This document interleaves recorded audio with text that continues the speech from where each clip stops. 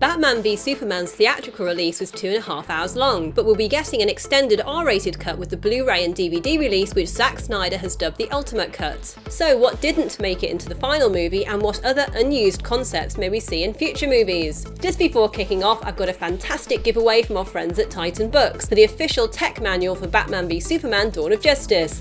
Inside this fab hardback book are tons of amazing concept art, an exclusive look at Batman's arsenal, vehicles, Batsuits and Batcave, as well as Superman's Kryptonian suit and Wonder Woman's iconic weaponry. For a chance to win, subscribe and leave a comment about the deleted scenes or what you'd like to see in the extended cut of Batman v Superman. For more details and ways to enter, check out the Gleam link in the video description below. Okay, quick spoiler warning. Obviously, if you haven't seen Batman v Superman yet, I'll be discussing a ton of spoilers, so come back as soon as you've had a chance to see the movie. First up, there was a much longer opening sequence filmed with Lois Lane in the African village Nairobi that will be included in the extended cut. In the longer scene, the unnamed undercover CIA op, who was with Lois, reveals himself as Daily Planet photographer Jimmy Olsen and tells Lois he's been assigned to her for the mission. Director Zack Snyder had originally hoped to cast Jesse Eisenberg as Jimmy Olsen, which he felt would create a real WTF moment when the character was killed right at the beginning of the movie, especially because Eisenberg is a well-known actor.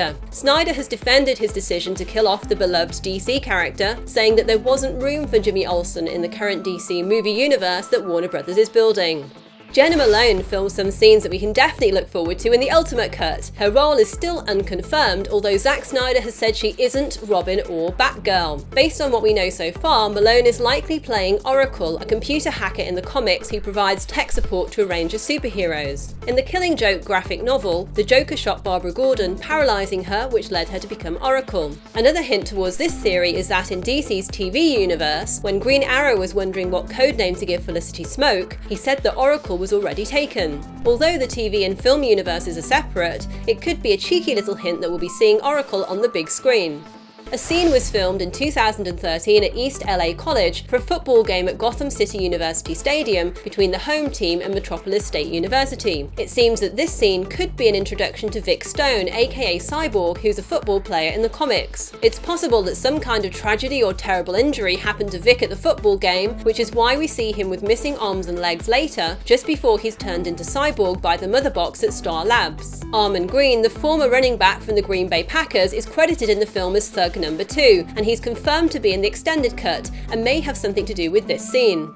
The supervillain Metallo was originally going to be the key villain in the Man of Steel sequel. In the comics, Metallo is a cyborg who uses kryptonite as his power source, and was created by the scientist Emmett Vale, who, like Lex Luthor in Batman v Superman, was concerned about Superman's power. But when they decided to make Batman v Superman, rather than a standalone Superman sequel, the idea of having Metallo as a villain was put on ice.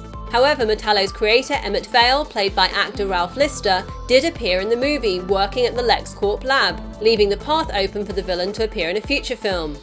Zack Snyder has said that Batman villains, the Joker and Riddler, were almost put in Batman v Superman. However, Snyder and screenwriter Chris Terrio later felt their addition would be a distraction from the main protagonists Batman and Superman. But the supervillain's presence is still felt in a number of Easter eggs that made their way into the movie, such as the Riddler and Joker graffiti that litters the run-down building where Batman and Superman fight, and the Joker graffiti all over the defaced Robin suit.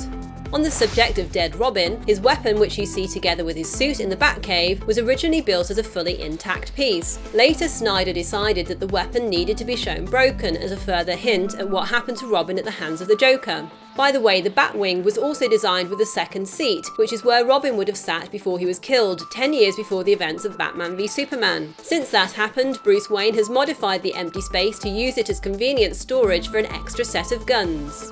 The Batwing was designed to have folding wings so that when it's in the Batcave and covered with a tarp, it looks and hangs just like a bat. The Batwing did of course appear in the theatrical release, but we didn't get to see the folding wings. Also, production designer Patrick Tatopoulos said it was crucial that Batman had the ability to take off and land anywhere, even in an alley. So the designers also made sure the Batwing had the ability to take off vertically, and they even ran a CG test to prove that the Batwing could do just that, even though this didn't happen in the final film.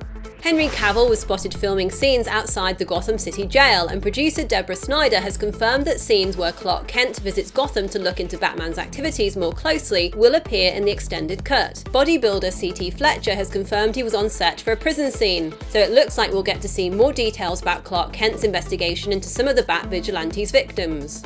Danann Boyer, who starred in the TV comedy Younger, has said he was on the set of Batman v Superman right at the beginning of shooting, and that he played a character called Lieutenant Christie. On IMDb, he's credited as drone pilot, and it's been rumoured he could end up as one of the Green Lanterns. It remains to be seen whether what he filmed makes it into the extended cut, and whether we'll get a tease for Green Lantern in Batman v Superman, or if we'll have to wait for the first Justice League movie.